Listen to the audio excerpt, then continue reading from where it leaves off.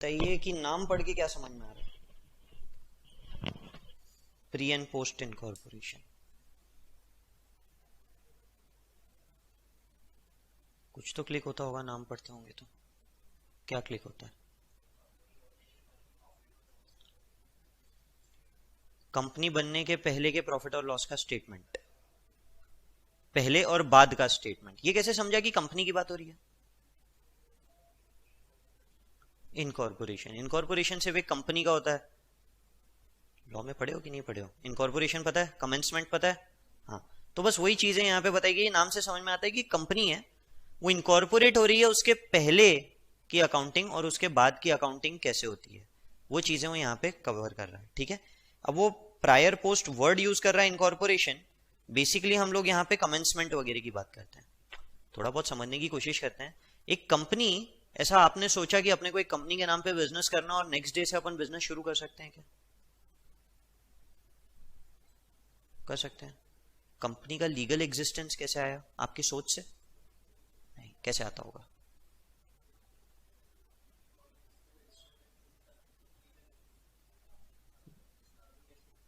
मतलब सरकार से परमिशन वगैरह कुछ लेंगे, प्रोसेस होगा ना कुछ तो। सरकार से जो परमिशन आप लेते हो ना, उसके अंदर सरकार ने एक बॉडी बना बैठा के रखी है, उसको बोलते हैं मिनिस्ट्री ऑफ कॉर्पोरेट अफेयर्स। ठीक है, उनकी अपनी खुद की एक वेबसाइट भी है मिनिस्ट्री ऑफ कॉर्पोरेट अफेयर्स की। दिखाता हूँ आपको।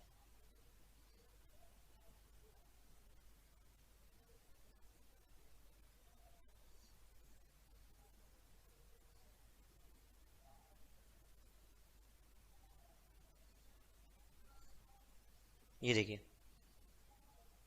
अबाउट एमसीए पेज, और फिर बहुत सारी चीज़ें, इंपॉर्टेंट न्यूज़ एंड अपडेट्स दिए हुए हैं।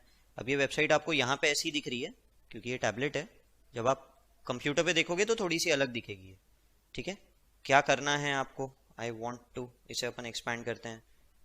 व्यू कंपनीज, कोई कंपनी के बारे में जानकारी जानना है। फाइंड सिन, वो कंपनी इंफॉर्मेशन नंबर है। ठीक है, पब्लिक डॉक्यूमेंट्स, हर कंपनी को कुछ डॉक्यूमेंट्स देने पड़ते हैं, वो सारी की सारी चीज़ें हैं यहाँ पे। ठीक है, तो बेसिकली मैं आप लोगों को क्या बता रहा हूं कि आप जब कोई कंपनी इनकॉर्पोरेट करना चाहते हो, कंपनी को एक सेपरेट लीगल एग्जिस्टेंस दिया गया है। भाई क्यों दिया गया है? मतलब ऐसा क्या है कि कंपनी को अलग से एक सेपरेट लीगल एग्जिस्टेंस देने की जरूरत है? बोलो बोलो। मतलब मैं पहले ये बार बार आपको सवाल इसलिए पूछ रहा हूँ कि आप क्या जानते हो, फिर उस हिसाब से मैं अपना थोड़ा एक्सप्लेनेशन बढ़ाऊंगा। कंपनी को एक सेपरेट लीगल एग्जिस्टेंस देने की जरूरत क्या है? आपका लीगल एग्जिस्टेंस है अलग, मेरा अलग है, तो है ना भाई, हमारा अलग लीगल एग्जिस्टेंस है। कंपनी की क्या जरूरत है अलग लीगल एग्जिस्टेंस की? कंपनी के खुद के अलग ऑब्जेक्ट्स है। फॉर एग्जांपल, प्रॉफिट कमाना, मैं नहीं कमाना चाहता। हाँ, नहीं कमाना चाहता, कमाना चाहते हो ना? फिर लाइबिलिटी मेरे नाम पे नहीं हो सकती, आपके नाम पे नहीं हो सकती। आप बैंक के पास लोन लेने गए, नहीं देंगे, मना कर देंगे।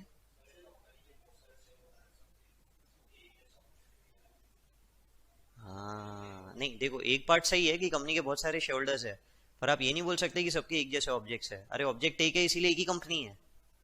ठीक है, एक बात सही है कि बहुत सारे शेयर होल्डर्स है, इस बात से फर्क क्या पड़ा? जा तो सही रहो, इस बात से फर्क क्या पड़ रहा है कि बहुत सारे शेयर होल्डर्स है? डिसीजन लेने में बड़ी दिक्कत होगी। 100 लोग बैठे हैं, 100 सोच है, ऑब्जेक्ट सबका एक ही है कि अपने को एक पर्टिकुलर इसका बिजनेस करना है, इसीलिए तो आए हैं साथ में। जैसे रिलायंस के अंदर में, रिलायंस इंडस्ट्रीज में जब सब लोग आए, तो रिलायंस इंडस्ट्रीज आपको पता है क्या बनाती है? पॉलिएस्टर बनाती है। ठीक है, अब ठीक है, मतलब और भी चीजें हैं, बहुत सारा है, पर मेन अपन अभी इस प्रोडक्ट की बात करते हैं। बाकी ऑयल्स वगैरह उसके बारे में अभी बात नहीं करेंगे। तो एक प्रोडक्ट के बारे में अगर मैं बात करूं, तो ये प्रोडक्ट सबको बनाना है, इसीलिए लाखों लोग जुड़े हैं उनके साथ। पर हर एक जन का धंधा करने की सोच अलग अलग है, तो उनको धंधा करने दें क्या? नहीं, सोच एक की होती है। आपके दिमाग में एक आइडिया है, बहुत जबरदस्त आइडिया है, ऐसा लगता है कि इसमें करोड़ों कमाए जा सकते हैं। ठीक है, आपके पास सोच है पर आपके पास पैसा नहीं है। अब पैसा चाहिए, तो अपन 10 लोगों को आइडिया बता रहे कि देख भाई, आइडिया है, पैसा बहुत है, प्रॉफिट बहुत कमाओगे, पैसा तुमको लगाना पड़ेगा। एक इंसान वो है जिसके पास सोच है, पैसा नहीं है। एक इंसान वो है जिसके पास पैसा है पर सोच नहीं है। दोनों मिल गए तो काम हो सकता है। अब जिसके पास पैसा है उसके पास पैसा भी क्वांटम में होना चाहिए ना। अब आपका बिजनेस को 10 करोड़ रुपए चाहिए, तो सामने वाले के पास भी 10 करोड़ होना चाहिए। अब आप अपने दोस्त के पास गए, दोस्त ने बोला कि हाँ यार आइडिया बहुत अच्छा है, पैसे हैं मेरे पास 100 रुपए, काम होगा क्या? नहीं होगा, 10 करोड़ रुपए चाहिए। तब ऐसे 100 वाले बहुत सारे लोग लाने पड़ेंगे ना। तो अपन आइडिया बहुत सारे लोगों को बताते हैं। अब बहुत सारे लोग अपन तो जानते नहीं, अपने दोस्त कितने होंगे, गिन के 100, और फेसबुक पे भी डाल दिया तो कितने होंगे, 5,000 की तो लिमिट ही है फेसबुक के ऊपर ही, है ना। तो कितने लोगों को बताओगे बता बता के। तो इसीलिए फिर पेपर में अपन ऐड डालते हैं, ये सब डालते हैं, फिर लोग आते हैं, लोगों को लगता है हाँ यार आइडिया तो बहुत अच्छा है, फिर लोग पैसा डालते हैं। फिर बिजनेस कौन करता है, जिसने पैसा डाला या जिसकी आइडिया है, जिसकी आइडिया है। तो उसके लिए पहले उस इंसान को बाकी सब चीजों से अलग करना पड़ेगा। अब जिसकी आइडिया है, अगर वो काम कर रहा है, जैसे आपकी आइडिया है, आप काम कर रहे हो, कल आप पैसे लेके भाग गए तो सामने वाला कहाँ जानता है आप कौन हो।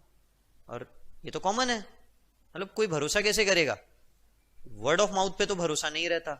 तो भाई एक अलग इंसान बनाया जाता है, और वो इंसान को सरकार बोलती है कि ये इंसान हमने बनाया है, आप इस पे भरोसा कर सकते हो।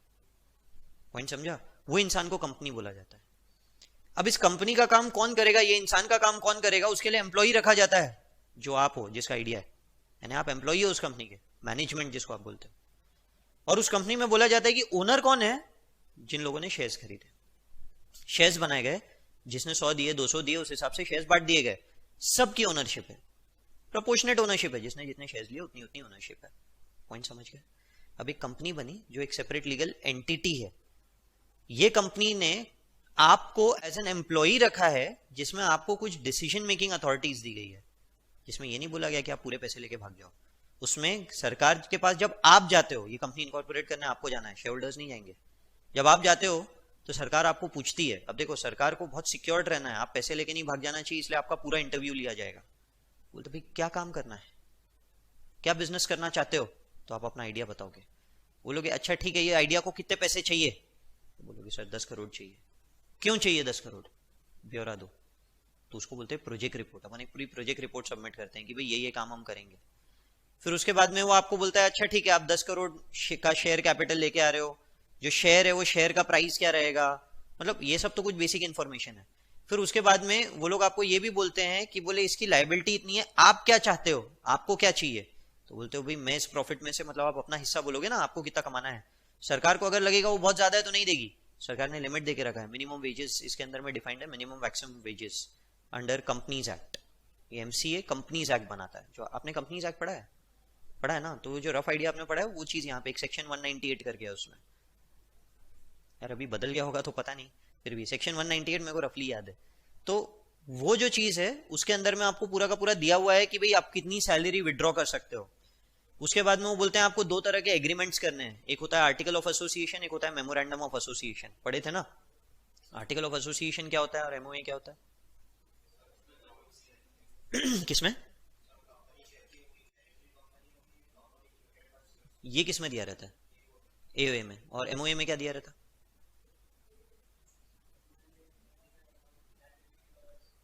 हाँ, एक एग्रीमेंट आपका शेयर होल्डर्स के साथ है जो कि है एमओए, जिसके अंदर में सब बताया रहता है कि भी ये बिजनेस कैसे कैसे होगा, फ्रॉड नहीं होने देंगे। ऐसा नहीं कि आप लोन लेके जा रहे हो अपने हिसाब से, मतलब जितना पैसा लेना है विड्रॉ करते जा रहे हो, नहीं, आपकी लिमिटेशंस। कल जाके कोई फ्रॉड हुआ तो आपके ऊपर क्या लाइबिलिटी आ सकती है, आप यानी मैनेजमेंट, ठीक है, आपके ऊपर क्या लाइबिलिटी आ सकती है, ये सब डिफाइंड होता है शेयर होल्डर्स के साथ वाला एग्रीमेंट। और ये कंपनी क्या काम करेगी कैसे करेगी, ये सब आर्टिकल ऑफ एसोसिएशन में दिया हुआ है। क्लियर है यहाँ तक है। कल जाके और ओनर्स लाना है, ऐसा भी तो हो सकता है ना, कल आपके पास तो पैसा आ गया, अब आपने बोला एक काम करते हैं इस कंपनी के पूरे ओनर अपन बन जाते हैं। अब वो तो अब उसके लिए या तो एग्जिस्टिंग शेयर खरीदने पड़ेंगे, या कंपनी नए शेयर ला दे और वो पूरे नए शेयर आप खरीद लो।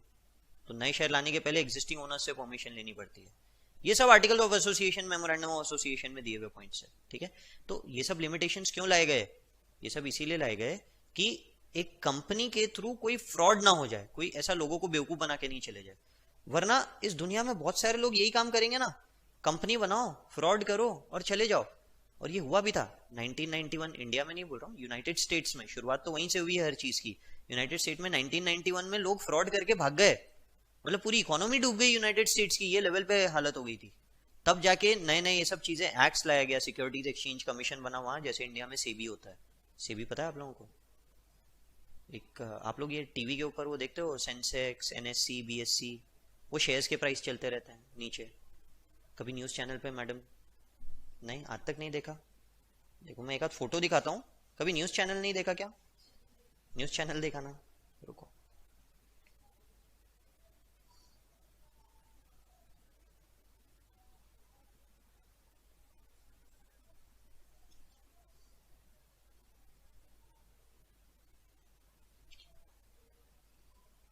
ये देखो, ये फोटो में वो नीचे में जो लाइन चल रही है आखिरी, वो ग्रीन कलर का एक एरो वगैरह बना हुआ है, ये सी लाइन कंटिन्यूस सारी कंपनीज की चलती रहती है। इसको उसके बाजू में अगर आप देखोगे तो निफ्टी मिड 100 लिखा है, उसके ऊपर देखोगे तो S&P BSE सेंसेक्स लिखा है। ये सब लिस्टिंग्स है, यानी कंपनीज इनके अंदर में लिस्ट होती है, और इनको ऊपर एक सिक्योरिटी के लिए बैठा हुआ है एक बंदा जिसको बोलते हैं securities exchange board of India, SEBI. ठीक है, वो इन सब पे वॉचडॉग है, एक कुत्ता अपन बोल सकते हैं कि अपन ने रख के रखा है ध्यान देने के लिए कि भाई कोई गड़बड़ किया तो काट लेना। समझ गए, ये वैसा है। अब इन सब में अपन ज्यादा डिटेल में नहीं जाएंगे, ये सब आपको कोई नहीं पूछ रहा, मैं आपको रफ एक आइडिया दे रहा हूं कि क्या हो रहा है क्या नहीं हो रहा है। ये पब्लिक लिमिटेड कंपनीज के लिए था जो हमने देखा, कंपनी प्राइवेट लिमिटेड भी होती है। कंपनीज एक्ट में ये सब हुआ है क्या? नहीं हुआ होगा, ये सब इंटर में आएगा। सब फाउंडेशन में आ गया क्या? ये भगवान, चलो ठीक है। तो प्राइवेट लिमिटेड कंपनी में कितने? 50 डायरेक्टर मैक्सिमम है ना, 50 100 200 कितने है? 50 है ना। नहीं, पब्लिक में तो अनलिमिटेड रहता है, 200 है फिर तो जो भी होगा। अपन, मैं लॉ का टीचर नहीं हूं, मैं आपको आइडिया दे रहा हूँ। प्राइवेट लिमिटेड के अंदर में लिमिटेड लोग साथ में आके काम करेंगे। जैसे अपन चार ने सोचा बिजनेस करना है, मैं बाहर वालों का पैसा नहीं ले सकता, प्राइवेट। जब आप ओपन ऐड दे रहे हो कि कोई भी आओ हमारे कंपनी का ओनर बन जाओ, पब्लिक लिमिटेड। प्राइवेट सिर्फ एमसीए तक के जाना है, पब्लिक जाना है तो सेबी के पास भी जाना पड़ेगा। अभी इतनी सारी चीजें सिर्फ सिक्योरिटी के लिए रखी गई है, पैसा नहीं डूबना चाहिए। अभी आप लोगों ने कुछ देखा नहीं है कि फ्रॉड क्या होता है, फ्रॉड कई प्रकार के होते हैं। ठीक है, तो जैसे जैसे जैसे जैसे आगे बढ़ते हैं, कब कहां कैसे पैसा गायब होता है कोई चीज की गारंटी नहीं रहती। तो इतनी सारी सिक्योरिटीज के लिए प्रोसेस भी बहुत बड़ा है। जब किसी लीगल पर्सन को इनकॉर्पोरेट करना है तो इतने आसानी से इनकॉर्पोरेट नहीं होता। आप कैसे इनकॉर्पोरेट हुए पता है क्या? नहीं पता ही नहीं क्या कैसे इनकॉर्पोरेट हुए।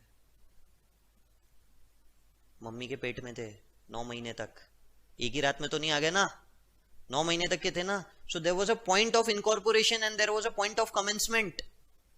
कंपनी को भी 2 सर्टिफिकेट लेने पड़ते हैं, इनकॉर्पोरेशन एंड कमेंसमेंट।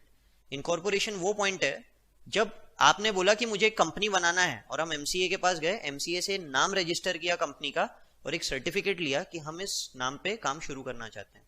फिर एमओए बनेगा, एओए बनेगा, बहुत सारी लीगल फॉर्मेलिटीज खत्म होगी, उसके बाद कमेंसमेंट शुरू होगा। पॉइंट समझा? पर आपके दिमाग में एक आइडिया है और आपको बिजनेस शुरू करना है, तो आप उसके कमेंसमेंट तक के वेट करोगे क्या? पहले एमसीए जाओगे, एमसीए रजिस्ट्रेशन, नाम के रजिस्ट्रेशन को 1 महीना लगता है पता है। उसके बाद में कमेंसमेंट, इनकॉर्पोरेशन सब करते करते आप ये समझ लो ऑलमोस्ट 5 से 6 महीने लग जाते हैं, पूरा प्रोसेस खत्म करते करते। वो पूरा का पूरा प्रोसेस कंप्लीट होता है, उसके बाद में आप बिजनेस करोगे। यानी आज आप सोच रहे हो एक आइडिया है, 6 महीने बाद बिजनेस शुरू करोगे, ऐसा होगा क्या? मतलब कैसा अपन वेट कर सकते? क्या इतना इतना नहीं कर सकते। एक बार का अपन कहीं से लोन ले लेंगे, बोलेंगे कंपनी इनकॉर्पोरेट हो रही है, पैसा आएगा मैं लौटा दूंगा, जो भी होगा खुद के नाम पे काम शुरू कर दोगे। पर देखो, नाम पे कंपनी के काम शुरू करना है, पर एक बार का काम शुरू करना है। So there is a point कि हमने एक सर्टिफिकेट ले लिया, इनकॉर्पोरेशन सर्टिफिकेट ले लिया, और अब हम सीधा बिजनेस शुरू कर दे रहे हैं। पॉइंट समझे? बिजनेस मैंने शुरू कर दिया, you are a trader, now think I am a chartered accountant. You are a trader, आपने बिजनेस शुरू कर दिया, मैं चार्टर्ड अकाउंटेंट हूं, कमेंसमेंट सर्टिफिकेट लेने को टाइम लग रहा है। ठीक है, अभी जैसे मैं हर चीज को ना आपके इनकॉर्पोरेशन कमेंसमेंट से लिंक करता चलूंगा ताकि आप लोगों को एक रफ आइडिया है।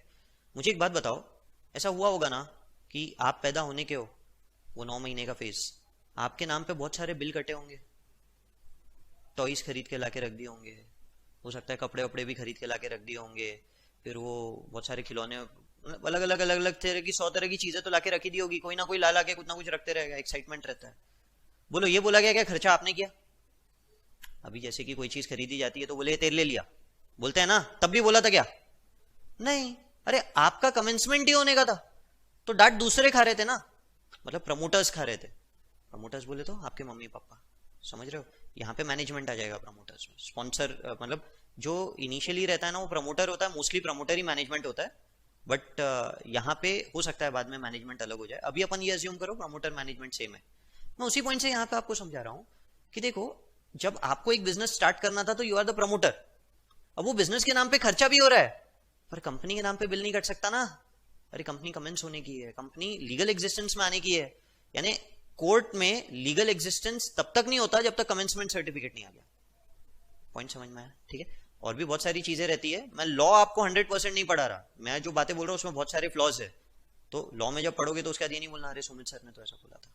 ठीक है, मिक्स नहीं करने का, मैं अकाउंट्स का बेस बना रहा हूँ आप लोगों का। आपने बिजनेस शुरू किया, हो सकता है आपको नुकसान हुआ होगा, हो सकता है फायदा हुआ होगा, कुछ भी हो सकता है। ऐसा भी तो हो सकता है किसी का एग्जिस्टिंग बिजनेस आपने टेक ओवर कर लिया। जैसे कि मैं एक प्रोप्राइटर हूँ, सपोज करो, एजुकेशन ट्री वैसे कंपनी है, बट सपोज करो कि मैं एक प्रोप्राइटर हूँ। अब मैं क्लासेस चला रहा हूँ, वर्चुअल क्लासेस चल रही है, अच्छी चल रही है।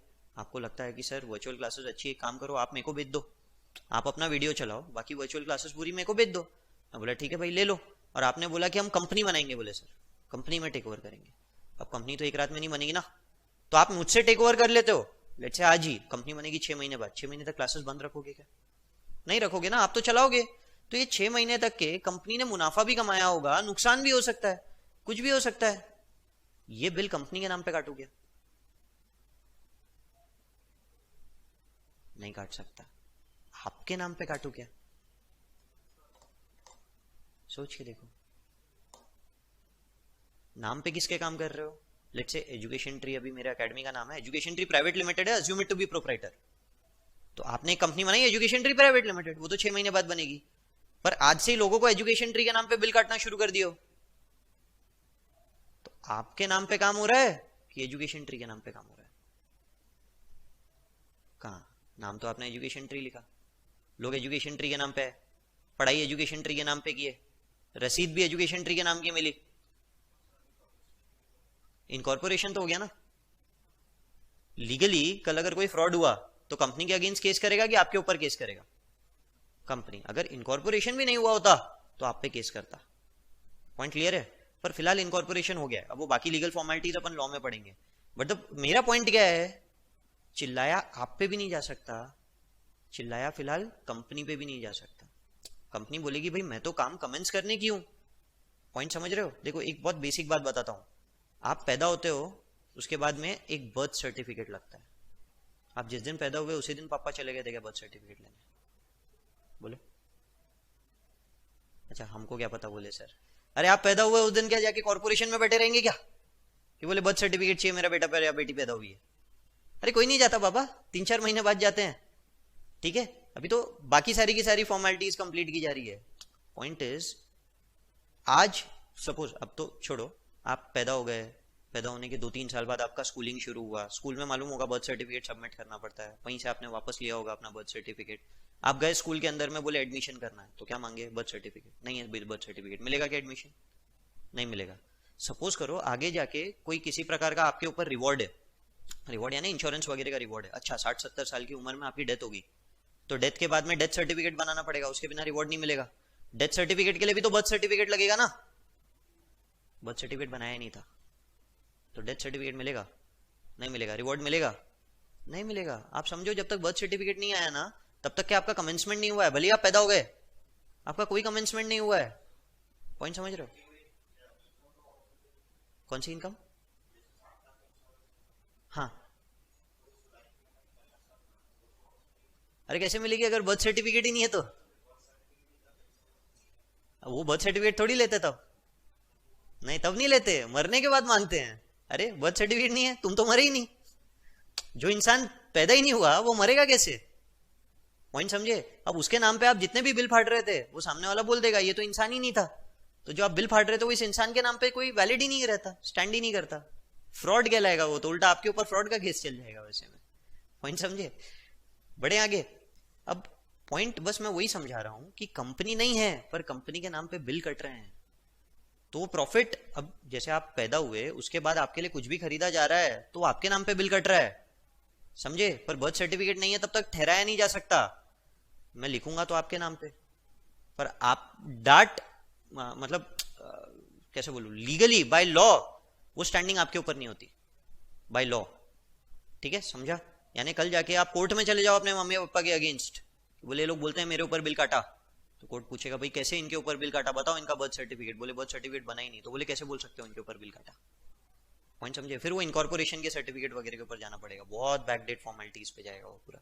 ठीक है, तो मैं बस वही पॉइंट यहां पे समझा रहा हूं आपको कि जब तक आपका कमेंसमेंट सर्टिफिकेट नहीं आता, भले ही आपके नाम पे बिल कट रहा है, बट बाय लॉ वो आपके नाम पे स्टैंड नहीं करता, तो ना वो प्रॉफिट लॉस मैनेजमेंट का है ये नहीं बोला जा सकता, बट ये प्रॉफिट लॉस कंपनी का है ये बोला जा सकता है, क्योंकि कंपनी के नाम पे बिल कटा है, तो मैं ये नहीं बोल सकता आप पैसे लेके चल जाओ, now think from the point of view of a company, company जिसके अंदर बहुत सारे शेयर होल्डर्स है, ठीक है, प्रॉफिट हो रहा है, लॉस हो रहा है, जब तक कमेंसमेंट नहीं हुआ, तो कंपनी के नाम पे हो रहा है ना, तो वो ओनर का है, आपका तो नहीं है, कुछ भी कर लो, यानी मैनेजमेंट का नहीं है। क्यों? क्योंकि कंपनी का लीगल एग्जिस्टेंस ही नहीं आया। लीगल एग्जिस्टेंस आने के बाद आप उसमें कुछ वेजेस, सैलरी, शेयर जो भी मांग रहे हो बनता है आपका, उसके पहले का नहीं बनता, ठीक है। यानी देखो, आपका शेयर कब बनेगा? प्रॉफिट में बनेगा। प्रॉफिट जब तक कमेंसमेंट नहीं होता तब तक के नहीं हो सकता। उसके पहले आप कितना भी बोलो, अरे प्रॉफिट हो गया, प्रॉफिट हो गया, प्रॉफिट हो गया, शेयर होल्डर बोलेगा भाई काय का प्रॉफिट, तूने बिजनेस कमेंस कब किया ये बता। You will have to give a proof. Proof तो ही नहीं, कमेंसमेंट सर्टिफिकेट मिला ही नहीं अभी तक। वो बोलेगा जब कमेंसमेंट ही नहीं हुआ तो काय का प्रॉफिट हुआ, कोई प्रॉफिट नहीं हुआ, ठीक है।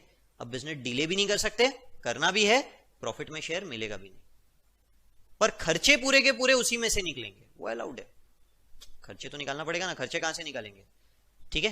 तो उस दौरान अगर नुकसान भी हो गया तो भी आपका स्टैंडिंग है। तो बोले लॉस हो गया, तो बोले लॉस मेरा नहीं है, कहां है लॉस?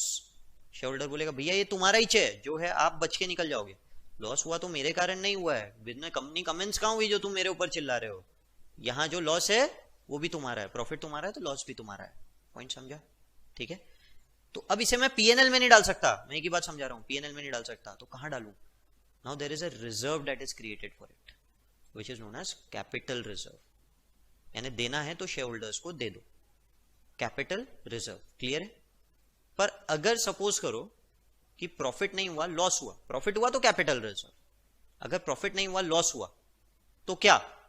तो बोलता है कि देखो इस कंपनी को स्टार्ट रखने के लिए, मतलब बिजनेस कंटिन्यू करने के लिए ये लॉसेस खाना जरूरी था, कमेंसमेंट तक जो नुकसान हुआ वो कंपनी को जिंदा रखने के लिए जरूरी था, हम वेट नहीं कर सकते थे कंपनी के कमेंसमेंट सर्टिफिकेट का, समझ रहे हो ना।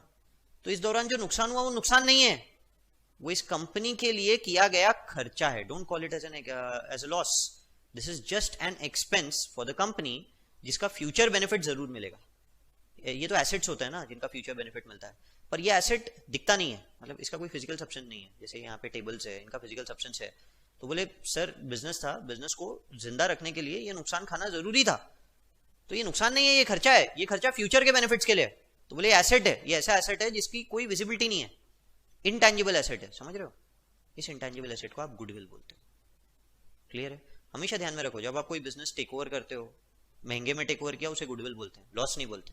वैसे ही जब तक कंपनी कमेंस नहीं हो जाती, करती नहीं काम, तब तक कोई नुकसान होता है तो उसे नुकसान नहीं बोलते, गुडविल बोलते हैं। ये अकाउंटिंग की टर्मिनोलॉजी, हम प्रैक्टिकल लाइफ में उसको नुकसान बोलते होंगे, पर अकाउंट्स के अंदर में उसको गुडविल बोला गया है, ठीक है। प्रैक्टिकलिटी को इसके साथ मिक्स नहीं करने का, मतलब प्रैक्टिकली आप बोलते हो अरे यार नुकसान हो गया, बोले प्रैक्टिकली आप सही बोल रहे हो, कुछ गलत नहीं बोल रहे हो, पर अकाउंटिंग की टर्मिनोलॉजी में बोलेंगे नहीं नहीं नुकसान थोड़ी है, गुडविल है, क्लियर है यहाँ तक के, बढ़े आगे। तो हमारा पर्पस क्या है, इतनी पूरी की पूरी मेहनत कर रहे हैं अपन, किसके लिए कर रहे हैं? अपन इसलिए कर रहे हैं कि बिजनेस शुरू हुआ, आप सीईओ, अब मैनेजमेंट के रोल से हट जाओ, आप सीईओ, आपके पास वो मैनेजमेंट आया, जैसे मैं हूं अब मैनेजमेंट, मैं आपके पास आया, सर मैंने काम शुरू कर दिया था, कमेंसमेंट सर्टिफिकेट बाद में आया, मैंने उसके बाद भी बिजनेस किया, मैं तो ईयर एंड पे आऊंगा आपके पास, मैं कमेंसमेंट के डेट पे थोड़ी आऊंगा आपके पास, मैं आऊंगा ईयर एंड पे, फाइनेंशियल ईयर एंड हुआ तब आऊंगा भागते हुए, sir books of accounts final करना है, नया नया काम शुरू किया है। तो आप बोलोगे हाँ भाई इनकॉर्पोरेशन कब हुआ, कमेंसमेंट कब हुआ, बताओ सारी की सारी बातें बताओ, पूरी की पूरी इन्फॉर्मेशन आपको दी गई। तो वो इन्फॉर्मेशन के बेसिस पे आप बोलोगे कि बोले आपने जो प्रॉफिट्स कमाए इसमें से इनकॉर्पोरेशन के पहले कितने कमाए और इनकॉर्पोरेशन के बाद कितने कमाए, ये बताओ मुझे। वो मैनेजमेंट बोलेगा सर मेरे को धंधा करना आता है, मेरे को थोड़ी मालूम है इनकॉर्पोरेशन के पहले क्या इनकॉर्पोरेशन के बाद क्या, कैसे स्प्लिट करोगे? अभी तो एकदम बेसिक आइडिया बता पूछ रहा हूं आपको, कैसे स्प्लिट करोगे बोलो, एकदम बेसिक क्वेश्चन सोच के देखो, एकदम बेसिक लेवल पे जाओ, आपको स्प्लिट करना है। मैं आया आपके पास, पूरे बुक्स लेके आया, कमेंसमेंट डेट अलग है, आपने बोला बोले कमेंसमेंट के पहले का अलग बताना पड़ेगा, बाद का अलग बताना पड़ेगा, बोले पीएनएल के अंदर बाद का जाएगा। मैं बोला सर मैं बिजनेसमैन हूँ, मेरे को क्या समझता क्या कमेंसमेंट क्या इनकॉर्पोरेशन, आपको जो करना है बताओ कैसे करना है। अब आप कैसे उसको ब्रेक करोगे into pre and post incorporation, कैसे करोगे? मैं बस वही जानना चाहता हूं, देखोगे सही है, कैसे देखोगे? डेट के हिसाब से, डेट तो दी हुई है तो डेट के हिसाब से बांट दोगे, कोई दिक्कत वाली बात नहीं है, क्लियर है। पर हर जगह डेट नहीं मिलती, ये तो बहुत आसान था, किराने की दुकान में जाओ, कंपनी खोली उसने, प्राइवेट लिमिटेड कंपनी, ठीक है ना, सुपर बाजार नहीं बोल रहा, किराने की दुकान प्राइवेट लिमिटेड खोली, बोला होगा किसी ने उसको कि भाई कंपनी खोल, कंपनी के अंदर में वो किराना चला रहा है। अब किराने के अंदर डेली सेल का हिसाब ला के देगा क्या आपको? रखते हैं क्या उन, कभी देखा क्या वहां पे टैली वैली पड़ा रहता है? अरे वो आपको लिखित में देता है, कभी बिल भी मिला क्या किराने में? मांगते हो तो एक वो रफ कागज के ऊपर सब लिख के दे देता है वो आपको, कोई बिल नहीं रहता, कुछ नहीं रहता। वो आपको बताएगा सर साल भर इतना सेल हुआ, साल भर इतना परचेस हुआ, ये खर्चे किए मैंने, बैंक पासबुक से इंटरेस्ट वगैरह तो पता चल जाएगा, कुछ चीजों के रिकॉर्ड मिल जाएंगे, हर चीज के नहीं मिलेंगे। अब कैसे बांटोगे, दिक्कत यहाँ पे हो गई। तो ये इसके लिए ये चैप्टर लाया गया कि आप कैसे बांट सकते हो, क्या क्या चीजें हैं, क्या क्या पॉसिबिलिटीज है जिसपे बांट सकते हैं, और यही हमारा मेन मुद्दा है इस चैप्टर में डिस्कशन का, ठीक है।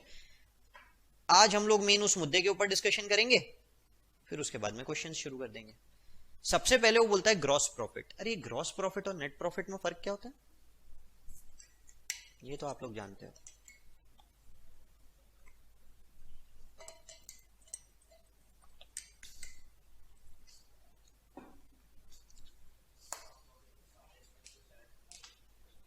कौन से होते हैं?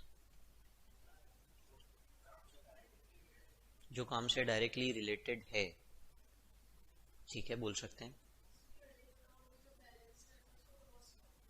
ट्रेडिंग अकाउंट के बैलेंस ग्रॉस प्रॉफिट होता है। ट्रेडिंग अकाउंट में क्या क्या जाता है? परचेज, सेल, बस। कौन से वाले एक्सपेंस? एक्सपेंस तो कई प्रकार के होते हैं। वेजेस, ऑफिस जाता है,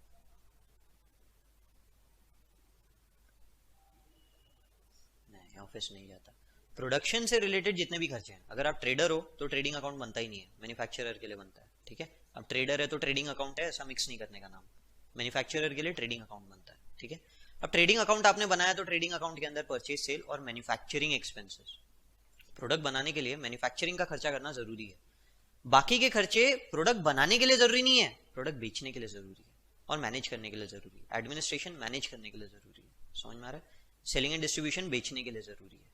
फाइनेंस कॉस्ट, भाई बिजनेस चलाएं कैसे, उसके लिए जरूरी है। तो वर्किंग कैपिटल वगैरह पे ब्याज वगैरह लग रहा है, तो प्रोडक्ट से रिलेटेड कॉस्ट नहीं है। प्रोडक्ट से रिलेटेड क्या है? मटेरियल खरीदा, लेबर ने उसके ऊपर प्रोसेसिंग की, वो कोल वगैरह सब जलाया होगा, इलेक्ट्रिसिटी लगी होगी, ये सब कुछ प्रोडक्शन एक्सपेंस है। जैसे सपोज करो मैं आपको यहाँ पढ़ा रहा हूँ, तो you are a raw material जिसको मैं फिनिश्ड प्रोडक्ट में कन्वर्ट कर रहा हूँ, ऐसा सोचो आप। सर्विस प्रोवाइडर के लिए मैं अभी और कैसे समझाऊंगा। तो अब आप यहाँ पे बैठे हो, तो ये क्या हो गया? ये फैक्ट्री हो गई। अब ये फैक्ट्री के अंदर में क्या क्या खर्चे लग रहे हैं बताओ? इलेक्ट्रिसिटी लग रहा है, तो इलेक्ट्रिसिटी को मैं मैन्युफैक्चरिंग एक्सपेंस बोलूंगा। पॉइंट समझ में आ रहा है। पर आपका एडमिशन प्रोसेस के लिए ऊपर ऑफिस है ना, आप वहां जाके एडमिशन लिए, वो मैन्युफैक्चरिंग से रिलेटेड है क्या? वो सपोर्ट सर्विस है, उसको एडमिनिस्ट्रेटिव बोलूंगा मैं। अभी एजुकेशन ट्री को रन करने के लिए मैं कुछ ब्याज वगैरह भी खर्चा लग रहा होगा, हो सकता है, पॉसिबल है, बराबर है। तो फाइनेंस कॉस्ट हो गया, ये सब पीरियड कॉस्ट है, सपोर्ट सर्विसेज है, प्रोडक्शन से डायरेक्टली रिलेटेड नहीं है। प्रोडक्शन से डायरेक्टली रिलेटेड यहां जो कुछ दिख रहा है ना, वो है कुछ एसेट्स है, इनका डेप्रीसिएशन भी है। वहां वाले एसेट्स का नहीं है जो ऑफिस में, यहां वाले एसेट्स का है, समझ में आया। यानी मशीनरी का डेप्रीसिएशन भी एक तरह से इसके अंदर में आना चाहिए। पॉइंट समझिए। उन सबसे क्या निकला? Gross profit. ग्रॉस प्रॉफिट आप कितना कमाओगे, कैसे पता चलेगा?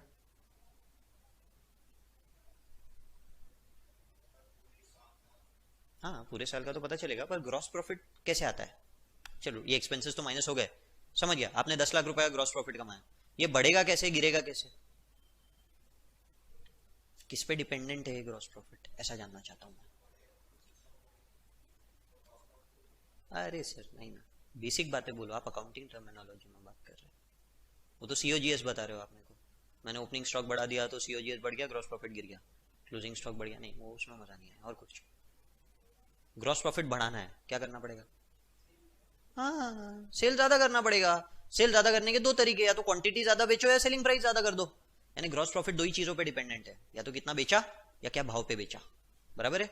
अब ऐसा जरूरी थोड़ी कि आप एक ही प्रोडक्ट बेच रहे हो, मल्टीपल प्रोडक्ट्स भी हो सकते हैं। पॉइंट क्लियर है। तो मल्टीपल प्रोडक्ट्स भी है और पीरियड भी है। अब एक ही प्रोडक्ट है सपोज करो, तो बहुत ही ईजी है, इतनी दिक्कत वाली बात नहीं है। इनकॉर्पोरेशन के पहले और इनकॉर्पोरेशन के बाद, तो इनकॉर्पोरेशन के पहले कितना बेचा और इनकॉर्पोरेशन के बाद कितना बेचा, या तो साल भर इक्वल बिजनेस किया। सपोज करो कि इनको अप्रैल का फाइनेंशियल ईयर स्टार्ट हुआ, फाइनेंशियल ईयर पता है अप्रैल से मार्च चलता है ना, तो अप्रैल में स्टार्ट हुआ, 31 अगस्त आप पकड़ लो कि अपन ने